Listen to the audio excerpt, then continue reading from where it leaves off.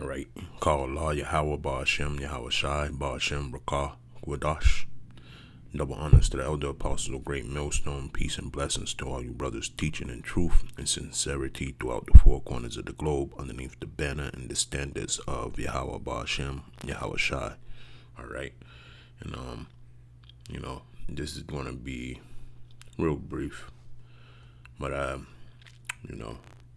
watching this through the spirit, man, these times are coming to America, all right? And being circumspect, all right, through the spirit of Yahawah, Bahashem, Yahawahshi'S. Hey, you got to take note of this, okay? On what life is going to be like when this structure that they put in place crumbles. And when I say they, I mean the Babylon the Great, all right? Because this is a prime example of what's going to happen after there is no more suitable construct of the government left, all right? On Ecuador's border with Colombia, dozens of Venezuelan migrants wake up to chilling temperatures. These people have no money, but that hasn't stopped them from traveling along South America's rugged roads. Victor Aguirre left Venezuela 2 weeks ago with his girlfriend and her 3-year-old son. Aguirre was a professional surfer in Venezuela. Now, see, living it up, man. Professional surfer, all right? He was getting paid some type of money of comfortability, all right? But now he has the exodus where he lives at. And let's listen to what he has to say. he's on a 2,000-kilometer trek to a farm town in Ecuador, where a relative has offered him a job. The situation in Venezuela is very tough right now. Inflation has made everything very expensive, and our salaries have become worthless. There you go. He said the salaries has become worthless. All right. So let's get Ecclesiastes. All right. And this is why it's all happening. All right. Because they don't remember their power, man. All right. I'm going to start off reading Ecclesiastes 12 and run. It says, remember now the Creator in the days of thy youth, while the evil days come not, nor the years draw nigh, when thou shalt say, I have no pleasure in them. So he was living it up, man. He wasn't thinking about the Most High. He wasn't thinking about what the Most High could do. Okay. Now look at the situation that he's in. All right. And the rest of the people over there. Not only him. He's just a person that's just speaking right now on the camera. But I'm pretty sure it's all types of Venezuelans over there. Okay. That have lost their comfortability, like we have been seeing. Okay. But he's the only one that's reporting on it. All right. It says, while the sun or the light or the moon or the stars be not darkened, nor the clouds return after the rain.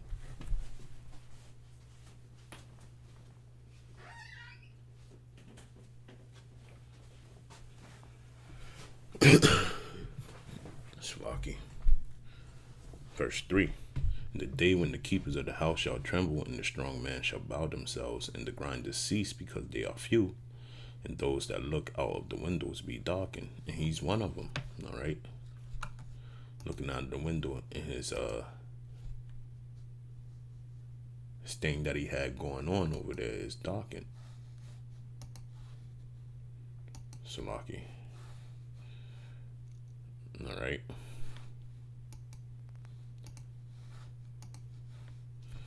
Let's go on.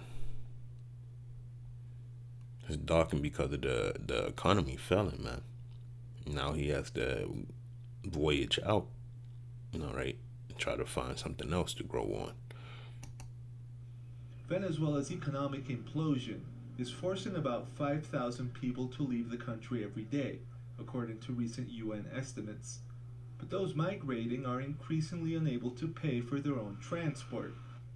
Along highways in Ecuador, Colombia, and Peru, it has become common to find Venezuelan migrants, braving the elements as they escape from their country on foot. At a migrant camp near Ecuador's border with Colombia, Adan Justo and his friends use a cardboard box to make insoles for their worn-out shoes. As soon as we entered Colombia, we ran out of money, so we've been walking and hitchhiking since then. See, as soon as they entered into Colombia, they ran out of money. All right? And he said, then the door shall be shut in the streets when the sound of the grinding is low, and he shall rise up at the voice of the bird, and all the daughters of music shall be brought low. All right? And we know that's just a gauging of what is to happen or what has happened over there, okay, in that country, and what's going to happen here in America, because the sound of music is brought low here, in America. So that's the next step, all right, for us. The next step for us is this right here, man, okay? Whether you can see it or not, but this is what's coming, all right? And all because they're, let me see.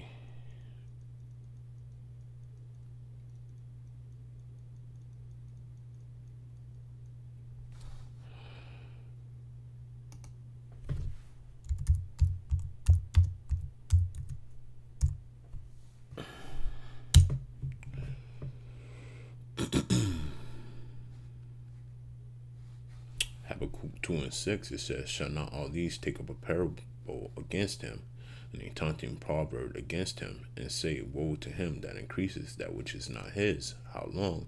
And to him that ladeth himself with thick clay. All right? And what we've been seeing in America, all right, this thick clay is dead, man, okay?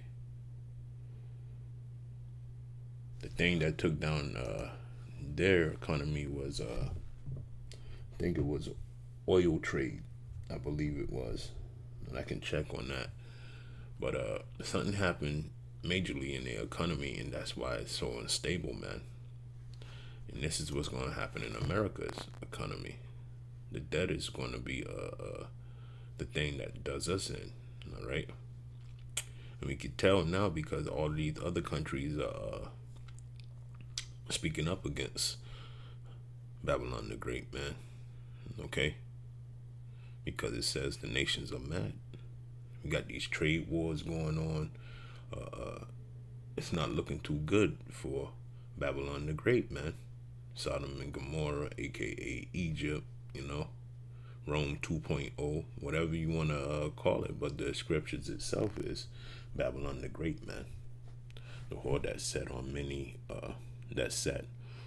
waters, or the whore that rideth the beast, okay? Let's go on with the report. We have been walking for 13 days in very tough conditions.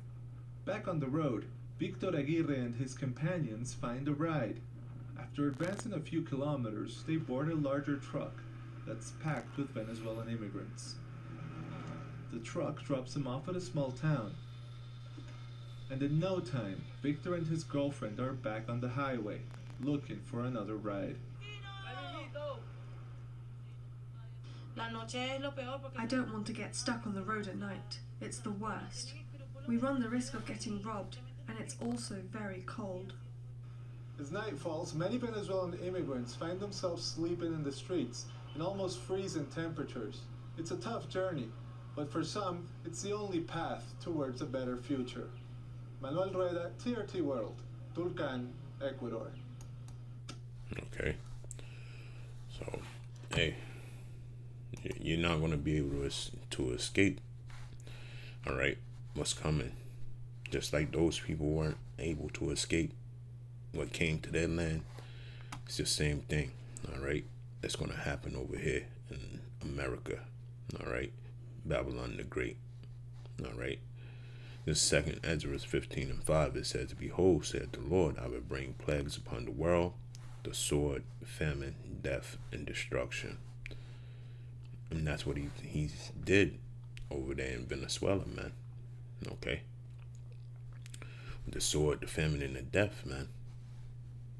And destruction of their homeland, so to speak. Okay? That's why they're fleeing from it.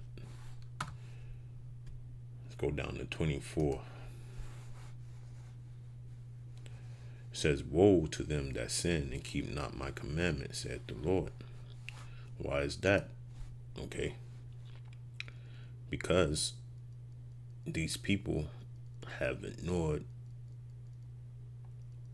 the Lord for far too long, man.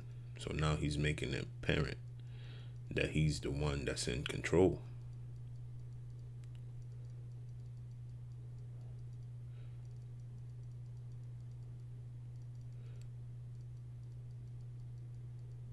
Says, "I will not spare them. Go your way, ye children, from the power. Defile not my sanctuary.